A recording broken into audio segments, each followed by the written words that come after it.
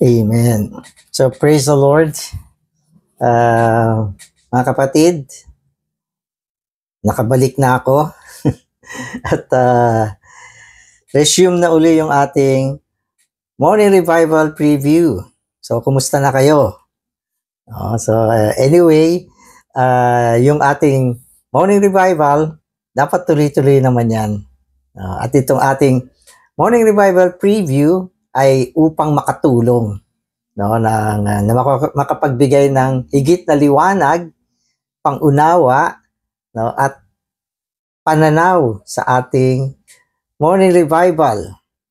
Amen. So, ito mga nagdaang panahon, naging sobrang busy kasi kami. At medyo napagod ako dahil sa mga biyahe namin. At ayun, siyempre may edad na tayo, sobrang lamig ng panahon sa LA. Kaya medyo nagkaroon ako ng konting ubo. Kaya sana sa panahon na aking pagsasalita, hindi naman ako ubuhin. So please bear with me. Sa mga kapatid, yung schedule natin ngayon ay week 12 na. At day 1 tayo ng ating Morning Revival. At dito sa panibagong linggong ito, meron tayong title. Ang title ay The Divine Trinity, the Spirit of Jesus, and the Kingdom of God. So yan yung title for this whole week. At gusto kong basahin yung first part ng ating outline. Sabi rito, even as the Divine Trinity is the framework of the entire New Testament, so the Divine Trinity is the structure of the book of Acts.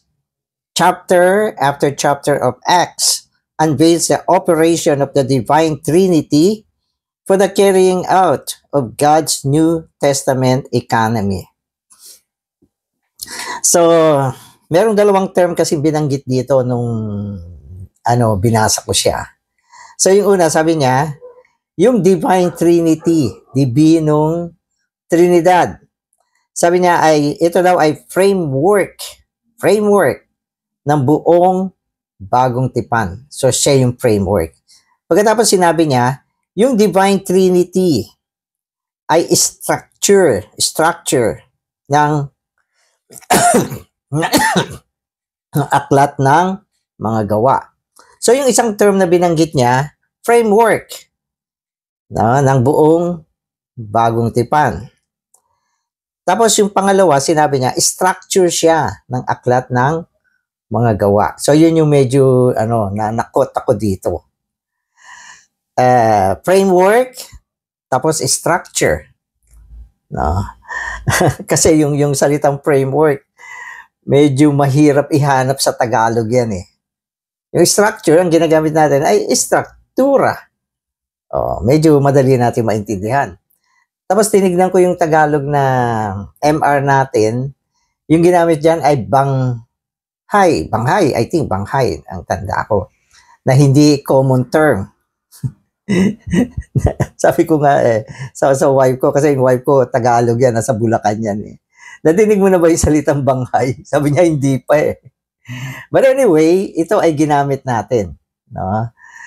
Pero gamitin ko na lang yung salitang framework. Ano ba yung pagkakaiba ng framework at structure? Pero sobrang sa tingin ko sobrang lapit naman ng kanilang kahulugan. Sabi niya yung buong bagong tipan. Okay, yung Divine Trinity ang kanyang framework.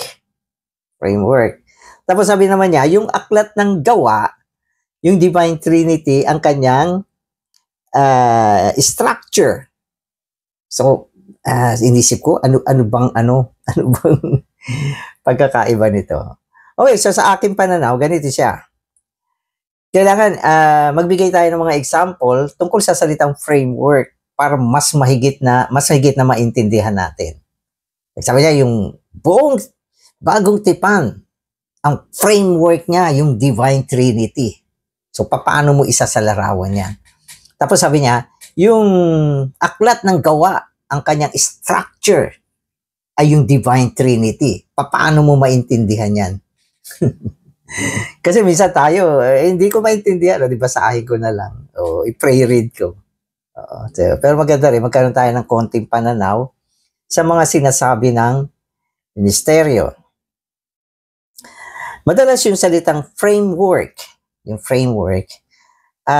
ginagamit kasi siya sa mga bagay na gumagalaw o mga bagay na may buhay. So, parang ganon, na ang ibig sabihin nito, ang framework, okay, ay ang siyang nagdahilan para tumindig siya. Magkaroon siya ng tibay sa kanyang paggawa. Ang pinakamagandang example ay yung ating mga buto sa katawan. Framework yan ng ating katawan. Di ba? Yung skeletal system natin. Pag tinignan mo yan, ang katawan natin, binubuo siya ng mga skeletal system, yung mga buto, no? At laman. Buto at laman ang kabuuan ng ating katawan. Pag siya ay buto lang, hindi makakagalaw yung buto dahil walang laman eh. Yung laman, yung muscle, siya yung puwersa para gumalaw yung mga buto.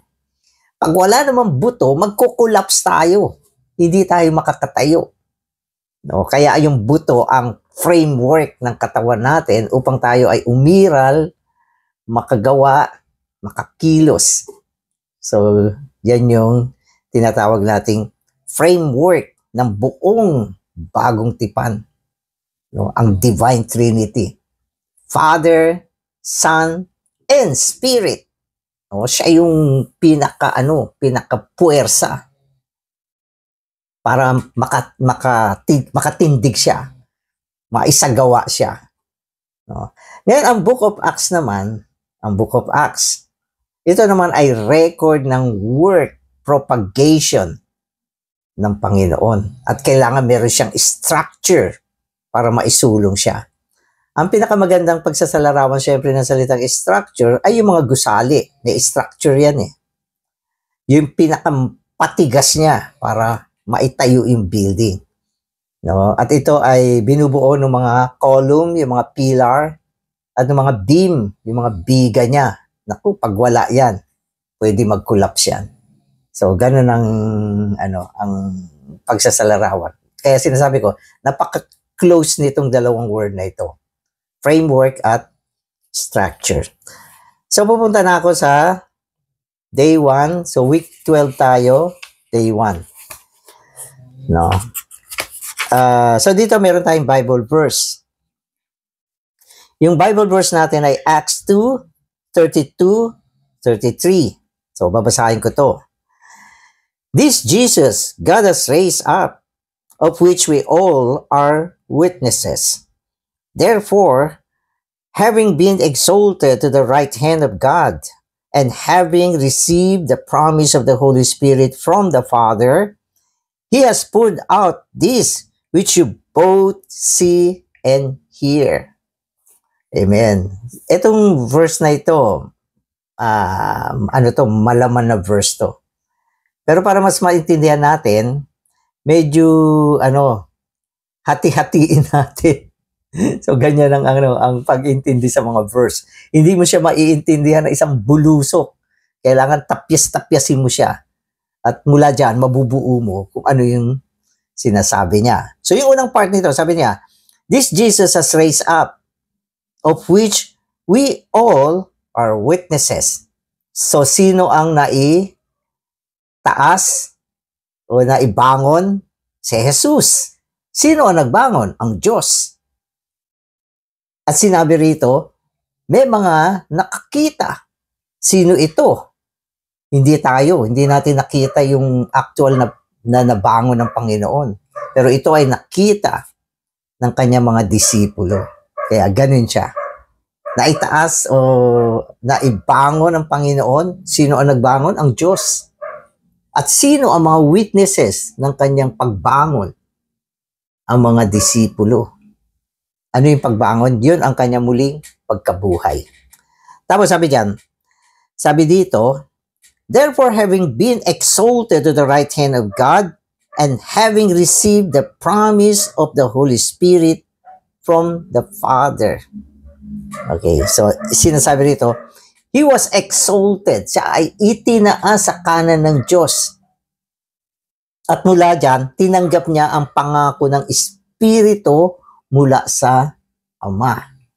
So itong pangyayaring ito, malinaw na nangyari nung siya ay naitaas sa sangkalangitan at doon tinanggap niya ang pangako ng Espiritu. Tinanggap ng Panginoon ito.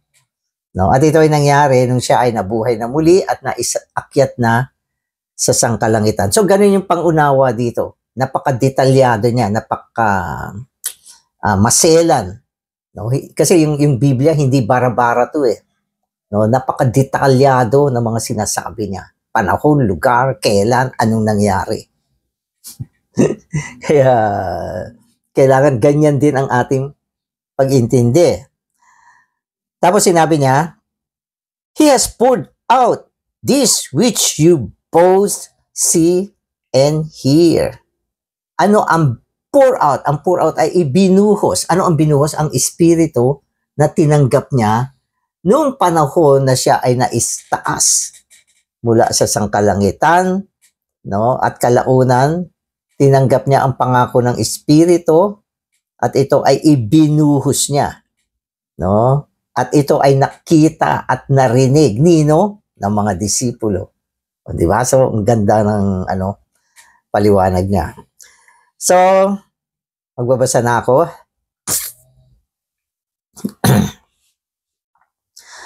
The Bible tells us that Christ ascended into heaven, but it also says that He was taken up and exalted by God. Amen. So, dalawang sinabi niya. Ascended, siya ay umakyat sa sangkalangitan. Exalted, itinaas. So, dalawang word siya. Yung isa, physically, tumaas siya. Umakyat siya sa sangkalangitan. Yun namang word na exalted, itinaas siya. No, hindi na literal yon, kundi yon ay ang ginawa siyang binigyan siya ng isang klaseng pagtaas ayon sa posisyon, ayon sa ranggo. Exalted, ibig sabihin, tinaas, ranggo yan. No? Ascended, physical, tumaas. So, yun yung mga salita dito. Okay, after God exalted Him, the Holy Spirit was poured out on the disciples. Okay. The Son ascended, the Father exalted Him, and the Spirit was poured out. The triune God, the Father, the Son, and the Spirit was fully involved with the ascension and pouring out of the Spirit. In the Son's death, the triune God was involved.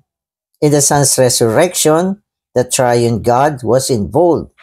And in the Son's ascension and exaltation, the triune God was involved. The Father, the Son, and the Spirit will wrap up with the Son's ascension and the pouring out of the Spirit. Kaya sinasabi sa atin, yung Diyos na Trinidad, Divinong Trinidad, ay kasangkot sa mga prosesong ito. Hindi siya nag-iisa. Hindi siya nag-iisa. No, nung siya ay okay, so sabi dito, nung siya ay naiakyat sa sangkalangitan, nung ang Espiritu ay naibuhos, no, ang Ama, Anak, at Espiritu, lahat ng ito ay kasangkot. Nung siya ay umakyat sa sangkalangitan, kasangkot yung Espiritu. No? Nung siya ay itinaas, kasangkot yung Espiritu. No? At nung ang Espiritu ay ibinuhos, yung Diyos Trinidad ay sangkot, Ama, Anak, at Espiritu. Lahat ng ito ay magkakasama sa sa pagtaas ng Panginoon at sa pagbubuhos ng kanyang Espiritu. So, hindi sila naghihiwa-hiwalay. No, kaya nga palaging binabanggit natin na ang buong ekonomiya ng Diyos, no, ay ang pagsasagawa ng tres-unong Diyos, ng Ama, Anak, at Espiritu. At pwede natin sabihin, sila ay triune. No? Triune sila upang maisagawa, no, ang walang hanggang ekonomiya ng Diyos. Kaya kailangan triune sila. At ang triune God, hindi naman para pagdebatihan, intindihin, kundi ito ay kailangang mangyari upang maisagawa ang plano ng Diyos. No? The exalted Christ, receiving of the promise of the Holy Spirit, was actually his receiving of the Holy Spirit himself. Christ was conceived of the Spirit essentially for his existence in humanity and was anointed with the Spirit economically for his ministry among men.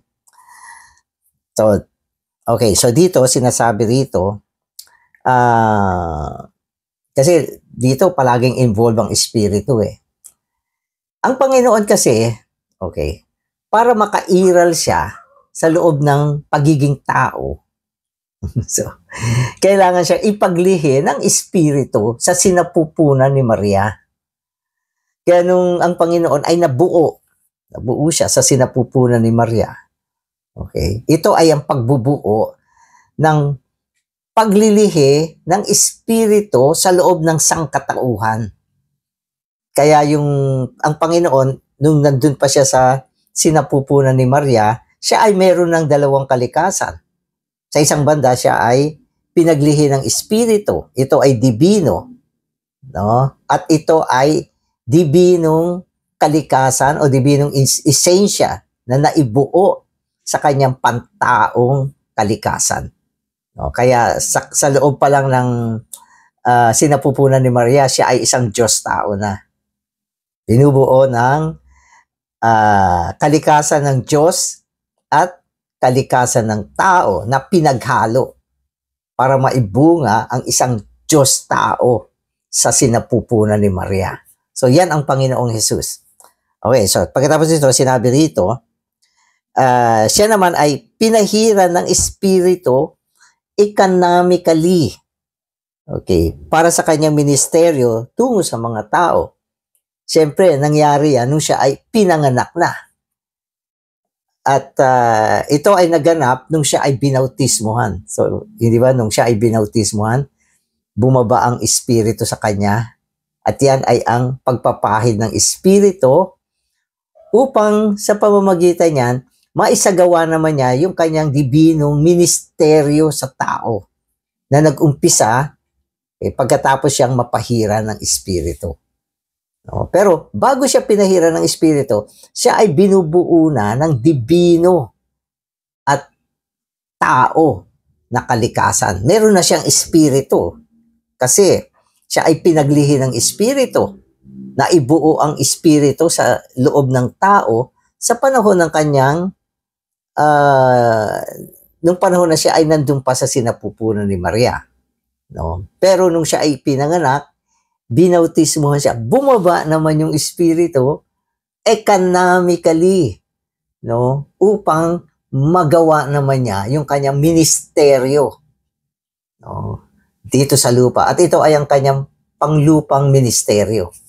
O, di ba? So, yan yung mga sinasabi sa atin. Okay. After his resurrection and ascension, he still needed to receive the Spirit economically again, that he might pour out or pour himself out upon the body to carry out his believers' ministry on earth for the accomplishing of God's New Testament economy. Okay, so ito mga bagong liwanag din para sa akin na meron palang pagbuhos uli ng Espiritu. Bukod pa doon sa panahon na binautismuhan siya para isagawa niya yung kanyang pantaong Espiritu. No? At yun ay nangyari nung siya ay binautismuhan. Hindi binanggit dito yan, pero yan yung sinasabi rito. Pero, nung siya ay nabuhay na muli, so tapos na yung pantaong ministeryo niya, nung siya ay nabuhay na muli, isang bagong ano na naman to, no? Bagong aspekto ng ministeryo ng Panginoon. No? At ito ang tinatawag nating makalangit na ministeryo.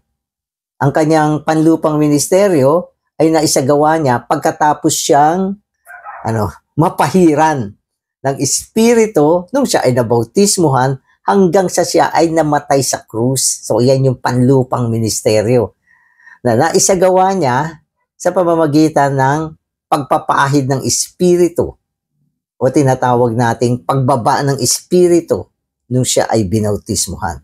Pero pagkatapos niyang nabuhay na muli, at sumalangit, sabi diyan, ang Espiritu, pang-economical, dumating uli sa kanya. Kaya sinabi yung word na again, ulit. Di ba? Sabi dito, he still needed to receive the Spirit economically again. So, kailan nangyari yan? Nung siya ay nabuhay na muli at umakyat sa sangkalangitan, tinanggap niya uli yung Espiritu economically. Amen. Okay. Para saan naman ito? Sabi dito, that he might pour himself out upon his body to carry out his believer's ministry on earth for the accomplishing of God's New Testament economy.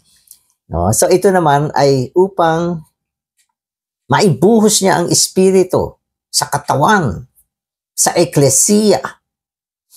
Kasi eklesiya naman, naibunga siya nung siya ay namatay at nabuhay na muli. Bago yan, walang eklesiya. Ang kanyang ministeryo ay panlupa. Lumalakad siya, nagpipreach ng gospel, nagpapagaling ng tao. So yun yung kanyang makalupang ministeryo hanggang siya ay gumawa ng katubusan na ginawa din niya sa panahon ng kanyang panlupang ministeryo. Pagkatapos na siya ay namatay, nabuhay na muli, napasangkalangitan, tinanggap naman niya ulit yung Espiritong economical. At ito naman ay upang maibuhos niya ang Espiritu sa eklesiya na naibunga na. Kaya binanggit ito ang pagbubuhos ng Espiritu tungo sa katawan. Para saan naman ito? Sabi niya, to carry out his heavenly ministry on earth. Yung ministry niya, heavenly na. Bago siya namatay at nabuhay na muli, earthly. Pero para maisagawa niya yung heavenly ministry, kailangan niya uling matanggap ang Espiritu economically. At una niyang ginawa, binuhos niya ito sa katawan, sa eklesiya. So yun naman yung tinatawag natin na bautismo ng Espiritu. Na naganap siya nung araw ng Pentecostes. So yan yung nakita natin. Okay, so today's reading na ako. Sabi dito, in Acts 2:15, Peter said, these men are not drunk, as you suppose, for it is the third hour of the day. The third hour of the day was 9 o'clock in the morning. So singit lang to. Ano ba ito sinasabi rito? Kasi nung naibuhos na yung Espiritu, so, kasi kapraso lang to, kaya gusto ko kayong bigyan ng mga background. Bakit sinasabi? Yung mga taong ito hindi lasing. So ang background niyan ganito kasi, nung binuhos na yung Espiritu, okay, yung mga tao nag-speak in tongues. Yung speaking in tongues, hindi ito blah blah blah mga ingay, hindi yan speaking in tongues. Ang totoong speaking in tongues ay dialect.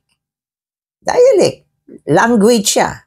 Katulad ng English, Spanish, Chinese, Tagalog, mga dialect yan. Ang ibig sabihin, pag sinalita mo yan, naiintindihan nung nakakaintindi ng Incheck, Spanish, Filipino. So, recently, nagpunta kami sa isang lugar. 3 dialect ang ginagamit nila sa meeting. Chinese, English, Spanish. 3 sa meeting. Siyempre, yung nagsasalita ng Chinese, ang nakakaintindi lang doon, yung marunong ng Chinese. So, yun yung dialect. Yan yung, ngayon, naging speaking in tongues siya. Okay, paliwanag ko sa inyo. Kasi, nung ibinuhos yung Espiritu, nagkaroon ng miraculous effect. Okay, kasi iba't ibang klaseng dialect yung nandoon. No? Yung hindi marunong ng ganyang dialect, na kaya nilang mag-speak ng ganung dialect para maipaunawa sa mga tao. yung salita ng Diyos. Ano, ang audience ko ay Chinese. Hindi naman ako Chinese. Natanggap ko yung espiritu. Nakapag-Chinese ako. Dialect yan. At dahil hindi naman ako marunong yan, speaking in tongues yan. Miraculous yan. So, yan yung ibig sabihin ng miraculous. Kaya lang ngayon, nadidinig ko nga, pero hindi ko naman masyado napanood yung mga yung mga speaking in tongues na ginagawa ngayon. Wala naman dialect, kundi blah, blah, blah, blah, yung mga kung ano-anong gano'n. So, hindi talaga yan ang speaking in tongues. Yan ay noise, ingay. Oo, ingay yan. Okay, so ano nangyari nung panahon na yun yan? Yung ibang tao na mangha sila, sabi nila, mga lasing na to. Kasi nakakapag-speak ng kung ano-ano. ang ginamit nilang salita, mga bangag, mga lasing. Pero sa pinaliwanag dito, na hindi sila bangag. Okay, hindi. Malinaw yung mga tao na yan. Ito ay epekto ng espiritu na binuhos sa kanila. Verse 16 through 18 continue. This is what is spoken through the prophet Joel. And it shall be in the last days, says God, that I will pour out my spirit upon all flesh, and your sons and your daughters shall prophesy, and your young men shall see visions, and your old men shall dream things in dreams. And indeed, upon my slaves, both men and women, I will pour out my spirit in those days, and they shall prophesy. Amen. So ito ay propesya sa aklat ng Joel. Siyempre, sinasabi natin, ang aklat ng Joel ay nasa Old Testament. So nagpropesya siya ng ganito, yung sinasabi. Sabi niya,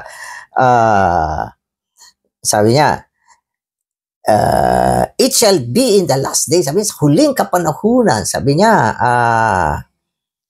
ibubuhos ko ang aking espiritu sa lahat ng mga laman at ang aking mga anak na lalaki, mga anak ng mga babae.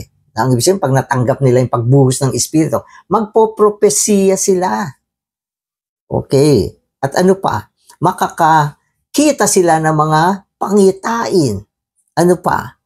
At sila ay magkakaroon ng mga pangarap, dreams ay pangarap, hindi pa naginip to, kundi magkakaroon sila ng pangarap. At ito ay epekto ng pagbuhos ng espiritu sa mga huling kapanahunan. At ito ay naganap. Naganap ito nung araw ng Pentecost, na kung saan yung espiritu ay naibuhos sa kanila. Naibuhos sa kanila. So yun yung fulfillment ng propesya dun sa aklat ni Joel. Amen. At ang epekto nito na binigyang pansin, sabi niya, yung makakatanggap ng espiritu, makakapagpropesya.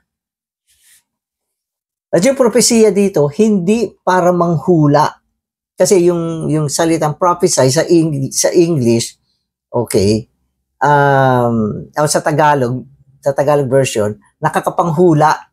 Ang ibig sabihin na nakakapanghula, predicting mga bagay na mangyayari sa hinaharap na isasalita nila. So yan yung predicting. Pero sa bagong tipan, ang prophesying ay to speak for God, to speak Christ, to speak for Christ. At yan ay nagaganap ngayon sa loob ng eklesiya. Hindi ba? Pagkatapos ng pagsasalita ng isang tao, sasabihin natin, prophesy. Ibig share. Ano yung narinig mo, i-share mo. Yan ang prophesying sa panahon na ito. At sinabi ni Paul, prophesying builds the church. At anong dahilan? Bakit kaya natin magpropesya? Kasi yung espiritu ay naibuhos na. No? At sapagkat naibuhos na niya ang espiritu, naibunga ang eklesiya, itatayo niya yung eklesiya. Paano? Sa pamamagitan ng mga prophesying. No, na siyang resulta naman ng pagbuhos ng espiritu sa katawan nung araw ng Pentecostes. And then in addition, doon sa bahay ni Cornelius, na ibuhos din yung espiritu. So ito ay dalawang occasion. Sa araw ng Pentecost, sa mga Jewish believer. Doon sa bahay ni Cornelius, sa mga Gentile believer. At mula sa dalawang pagbubuhos na ito, nabuhusan niya ng buo ang katawan ni Kristo. Oo, so yun yung ibig sabihin nito. Pero siyempre, kailangan meron tayong karagdagang salita upang mas makita nyo ng ganap itong mga nangyari. Amen. The last days mentioned in verse 17 denote the closing period of the present age, which began from Christ's first coming and will last until Christ's second coming. O, sabi niya sa huling kapanahunan ito.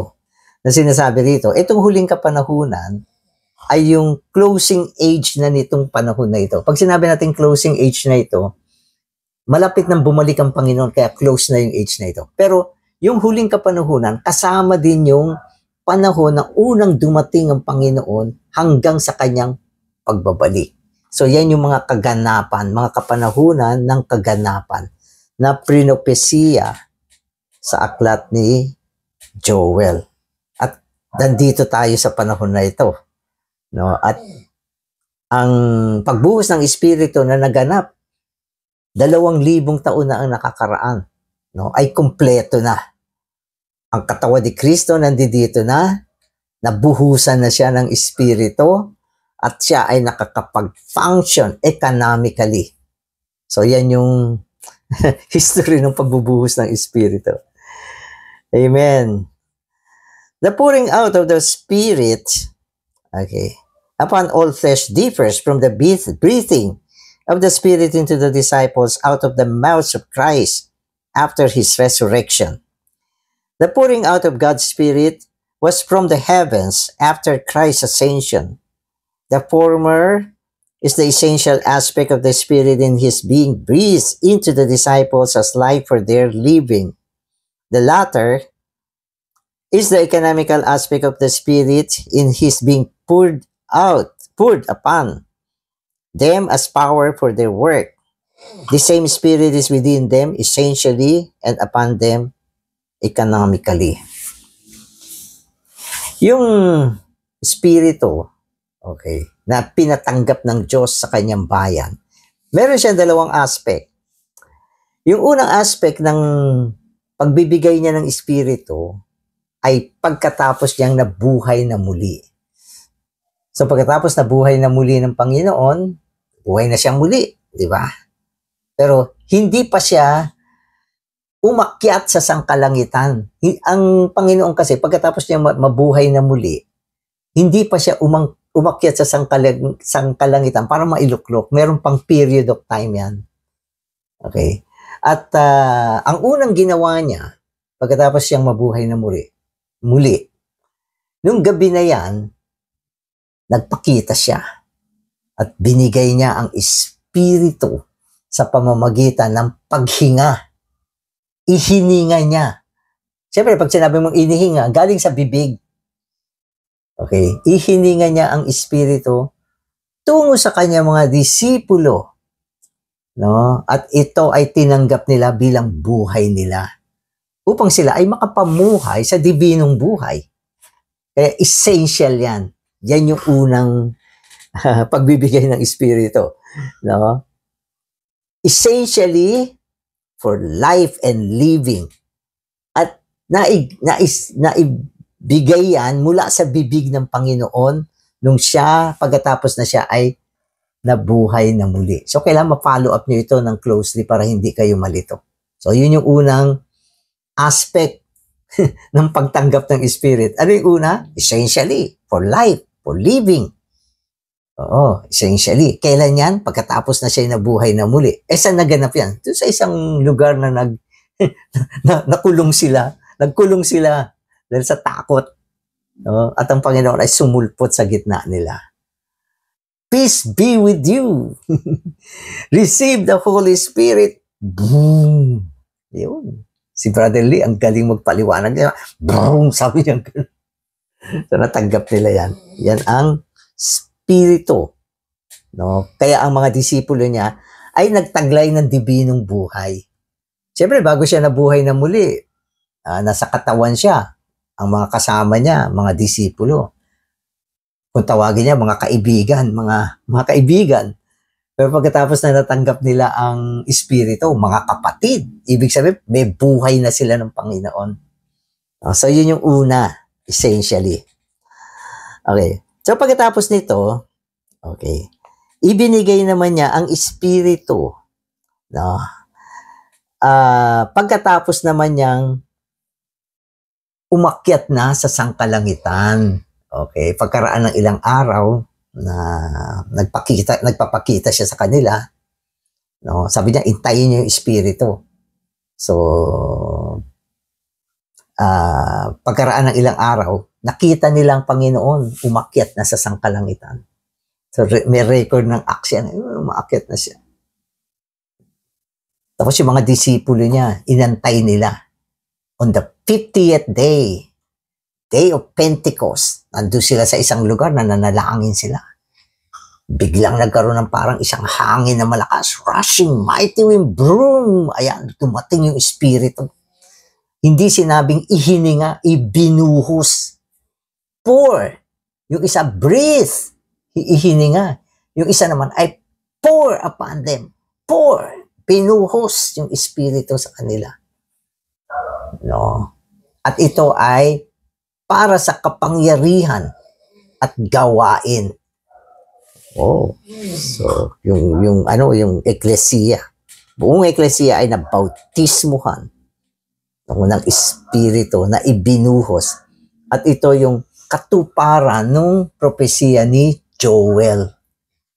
Oo. Kaya, pag tinanong ka, nabautismuhan ka na ba ng Espiritu? Kung na-save ka na? Oo. Kailan? 2,000 years ago. Kung ikaw ay Gentile, doon sa bahay ni Cornelius ka na bautismuhan. Kung ikaw ay Jewish believer, doon sa day of Pentecost ka na bautismuhan.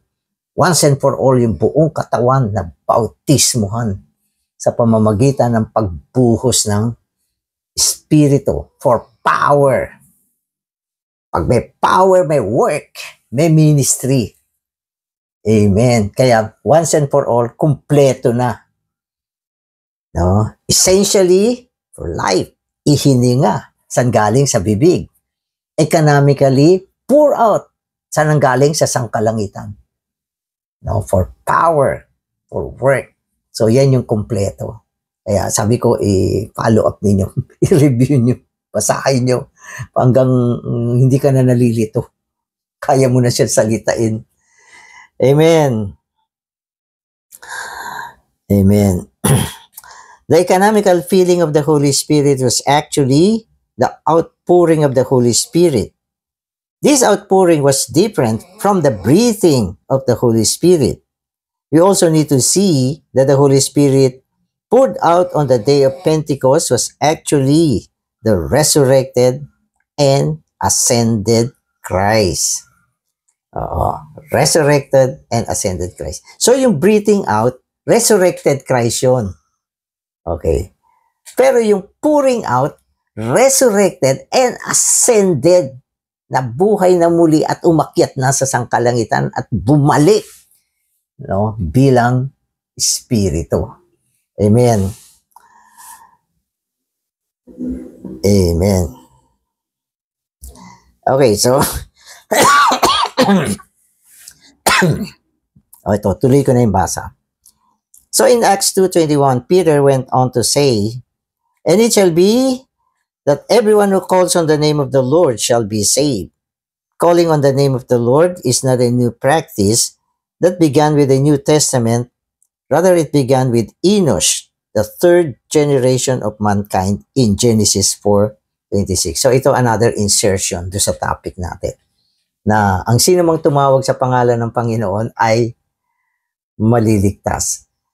No, at pwede ko sabihin, yung pagtawag sa pangalan ng Panginoon ay ang pagsampalataya sa Panginoon.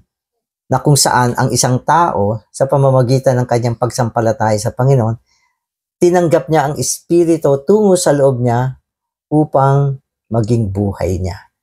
No, ibig sabihin, pumasok siya doon sa essential aspect ng Espiritu na magiging practical at magiging karanasan sa panahon ng kanyang pananampalataya. Pero yung pouring out of the Spirit, hindi na nauulit yan. Hindi na nauulit yan. Once and for all yan. 2,000 years ago, ginawa yan ng Panginoon. Tapos na yan. Pero yung feeling of the Spirit, okay, nararanasan natin sa panahon ng ating panalangin. Pagkakayuno, kung may mga panahon na kailangan natin magsagawa ng mga gawain para sa Panginoon. Amen. Amen. Salamat, Panginoon, sa mga katotohanan binibigay mo sa amin. Salamat sa Espiritu na binigay mo sa amin. Essentially, economically, nagkaroon kami ng buhay upang kami ay makapamuhay bilang Diyos taong pamumuhay.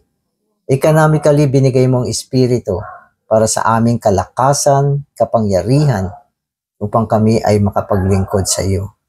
Panginoon, salamat sa Espiritu na walang iba kundi ang Kristo na dumaan sa lahat ng mga akbangin upang maging Espiritong nagbibigay buhay.